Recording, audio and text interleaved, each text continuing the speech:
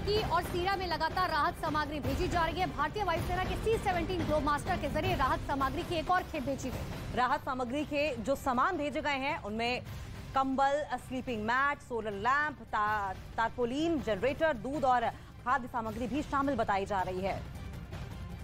तो वायुसेना की मदद से C-17 ग्लोबमास्टर के जरिए, जो कि हैवी पेलोड्स उठा सकता है, राहत और मदद की सामग्री भेजी गई है।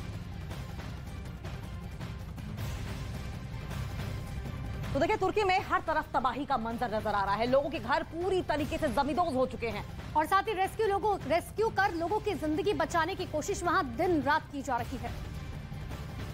इस वक्त हम गाजियान्तेप प्रांत के नूरदागी में पहुंच चुके हैं और हम आपको तस्वीर दिखाना चाहेंगे किस तरह से तबाही भूकंप से हुई है और रेस्क्यू ऑपरेशन अभी भी चल रहा है। देखिए, एक इमारत की तस्वीर अगर आपको दिखाएं तो पूरी तरह से ये इमारत जमींदोज हो गई है। आप जरा यहाँ देखिए किस तरह की तस्वीर आपको नजर आएगी। जो मलबा है, मलबे का ढेर इसमें तब्दील हो गया है और अगर आप देखेंगे वहां पर रेस्क्यू ऑपरेशन चल रहा है और साथ ही जेसीबी खड़ी है।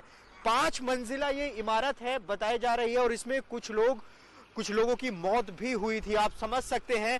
देखिए, जो आसपास का ये नूरदागी का जो ये इलाका है, यहाँ आपको हर एक बिल्डिंग इसी तरह से जमींदोज होती हुई नजर आएगी। आपको बताएं कि 6 फरवरी को जब भूकंप आया था तो ये गाजियान्तेप, मारसा और ये ऐसे इलाके हैं जहां भारी तबाही देखने को मिली थी और अभी भी जो रेस्क्यू ऑपरेशन का काम है वो चल रहा है। आप विजुअल्स में देखिए जरा, यहाँ आपको जेसीबी नजर आएगी। आपको बताएं कि ये जो तस्वीर हम आपको दिखा रहे हैं, एक्सक्लूसिव तस्वीर दिखा रहे हैं नूरदागी के, और ये वो जगह है, यहीं पर ही जो एनडीआरएफ की टीम थी उसने कल एक रेस्क्यू ऑपरेशन के जरिए एक 8 साल की बच्ची को भी रेस्क्यू किया था। और उसके बाद अभी भी यहाँ अलग अलग देशों से भी यहाँ पर जो रेस्क्यू टीम है वो पहुंच रही है और अभी भी रेस्क्यू ऑपरेशन का काम यहाँ पर लगातार चल ही रहा है।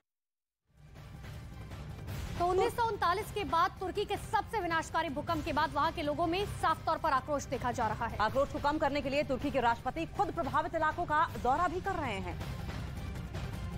शनिवार को तुर्की के राष्ट्रपति तेजिप ताइप एर्दोआन सनलिउर्फा शहर में थे, जहां उन्होंने कहा कि भूकंप के बाद एजेंसी और अधिकारियों को ज्यादा जल्दी प्रतिक्रिया दिखानी चाहिए थी। एर्दोआन भूकंप से लड़ने की तैयारियों और प्रतिक्रिया समय को लेकर सवालों का सामना कर रहे हैं। उन्होंने आश्वासन दिया है कि सप्ताह भर के भीतर प्रभावित इलाकों में पुनर्निर्माण का काम शुरू कर दिया जाएगा। 2003 में ईरान में आए भूकंप से मारे गए लोगों की संख्या को भी ये भूकंप पार कर गया है। अब तक की इस सदी दुनिया का 6ठा सबसे घातक भूकंप साबित हुआ और अगर संयुक्त राष्ट्र का अनुमान सही होता तो ईरान में आए 1990 के भूकंप से भी ज्यादा घातक हो जाएगा, जिसमें करीब 40,000 लोगों की मौत हुई थी। तुर्की की सड़कों पर भी भूकंप के निशान साफ देखे जा सकते हैं। सड़क के हिस्से तक उखड़े हुए नजर आ रहे हैं।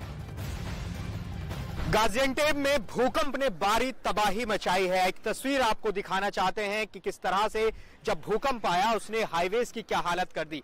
ये एक हाईवे है इस हाईवे का गाजियान्तेप के, और देखिए जिस वक्त भूकंप आया तो ये सड़क पूरी तरह से उखड़ गई और जिस वक्त इस पर गाड़ियां चल रही थी वो दुर्घटनाग्रस्त हो गई। ये अब इस गाड़ी की हालत देखिए जरा, ये किस तरह से दुर्घटनाग्रस्त हो गई है। और देखिए सड़क का जो एक हिस्सा है ये पूरी तरह से उखड़ गया है। ये पूरा हाईवे का एक हिस्सा डैमेज हो गया।